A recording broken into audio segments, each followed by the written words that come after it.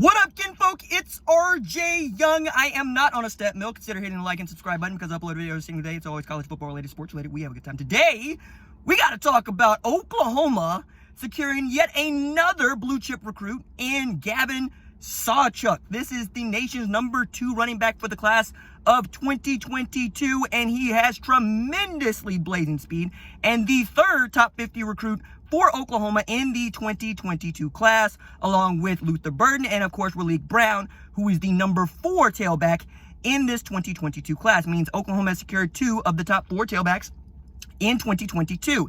This also means that you got basically 2 speedsters in the backfield in Brown and Sawchuck. And when I look at Sawchuck, I see another Billy Bowman. I'm quite serious in that. The man has tremendous speed. He's 10.6.2 when aided in 100 meters, and he ran 6:46 at the 55-meter dash, which is blazingly fast.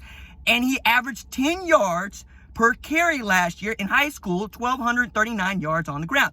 This is a tremendous win, not just for the Sooners, but for Demarco Murray, who really needed to get a W and or another, really. We're talking about running backs, and this is his 3rd W in like 6 months, but his 2nd W in the last 4 days. Like, one of the things that I really enjoyed about this recruiting process in the Champ U Barbecue is just how many stars they were able to secure for their signature summer recruiting event. Usually there are about 30 recruits that attend the Champ U Barbecue in Oklahoma.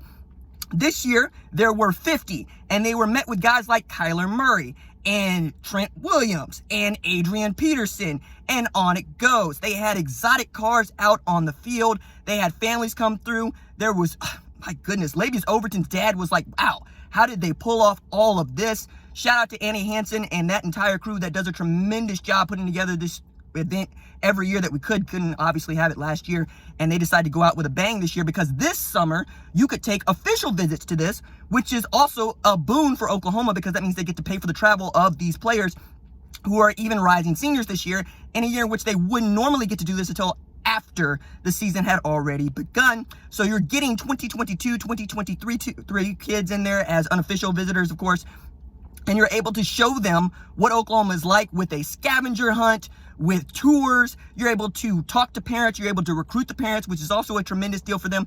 And really, you're able to do what you haven't been able to do in years, or feels like years. It's been like 16 months. And just recruit the person, like in person. The Zoom part of this has really sucked, not just for, recruits and coaches, but for us, right? Because we're not getting to see what the kids actually think about what's going on at these schools and what these schools are actually doing that, well, can help them. And on top of all of this, we have the new, Supreme Court ruling that I wrote about at foxsports.com that is going to help schools recruit these players. Hold on, let me wipe my face. I am sweating out here. All right, so on top of all of this, we get the news from the U.S. Supreme Court that voted 9-0 for Alston, that is the players, in Alston versus the NCAA, which basically meant that now schools don't have any limits from the NCAA on educational benefits that they can include to entice players, not unlike, regular students. So put it this way. If you wanted to give a kid a cookie as their tutor, but he or she is a student athlete, you can't give them the cookie because that's perceived as an improper benefit, which is garbage. But now, if you can say that those things are educationally related, like say a paid internship or say an Asus gaming laptop, you can do that. So I'm expecting to see how that goes. Like when you find out that these gaming laptops are like $3,200 and kids are going to be able to get them if they are, along with their iPads studying film or I don't know, doing calculus, that's going to be a tremendous win for you. And I expect the bigger schools to take advantage of this quick, fast, and in a hurry as soon as they can. But the landscape is still name, image, and likeness. That is where the contemporary athlete is still going to make the bulk of their money, specifically in the women's sports, where gymnastics and softball, where they have tremendous social media followings, they're going to be able to monetize those things come July 1. But the educational benefits is also huge because it's opening a door for someone to challenge the NCAA on this antitrust law basis that's really complex. And I'm not a lawyer, and I don't pretend to be. Let me wipe my face one more time. Almost dropped the phone. But I see how this could actually upend the NCAA and upend what we know of as, paying the players and forcing the schools to pay their players for their services. Because, like, I actually put this in the story on foxsports.com. Brett Kavanagh went straight at the NCAA's neck about, why don't you pay your employees like, everybody else in America pays their employees?